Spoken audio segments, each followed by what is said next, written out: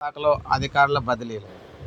పరిపాలన అవసరాల దృష్ట్యా 8 మంది ఇండియన్ ఫారిన్ సర్వీసెస్ అధికారులకు బదిలీలు, పోస్టింగులు ఇస్తూ ప్రభుత్వ ప్రధాన కార్యదర్శి కె. రామకృష్ణరావు గారు ఉత్తర్వులు జారీ చేశారు.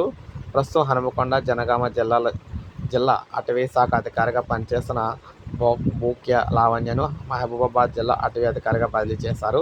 ప్రస్తుతం ఆ బాధ్యతలు నిర్వహిస్తున్న విశాల్ బత్తులను వికారాబాద్ డిఎఫ్ఓగా నియమించారు. తెలంగాణ కేడర్కు ఐఎఫ్ఎస్గా పదోన్నతి పొందిన జి. ముకుందరెడ్డి ప్రస్తుతం ప్రధాన అటవీ సంరక్షణాధికారి కార్యాలయంలో విజిలెన్స్ వన విభాగంలో డిఎఫ్ఓగా విధులు నిర్వర్తిస్తున్నారు. ఆయనను హనుమకొండ, జనగామ జిల్లాలో డిఎఫ్ఓగా నియమించారు.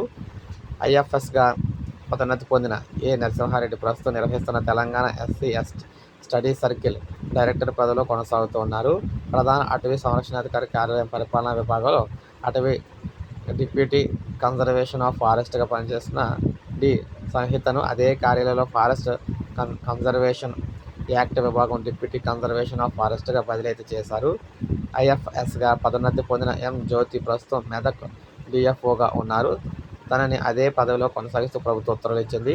దూలపల్లిలోని తెలంగాణ ఫారెస్ట్ అకాడమీలో డిప్యూటీ డైరెక్టర్గా పనిచేస్తున్న బి.జి. రేఖ భానును అదే అకాడమీ జాయింట్ డైరెక్టర్గా నియమించారు. ప్రధాన అటవీ సంరక్షణాధికారి కార్యాలయంలో విజిలెన్స్ 2 విభాగంలో డిఎఫ్ఓగా పనిచేస్తున్న ఎస్. రాజశేఖర్ను నల్గొండ డిఎఫ్ఓగా బదిలీ చేశారన్నమాట. ఈ విధంగా రాత్రి ఉదయాలకు బదిలీలు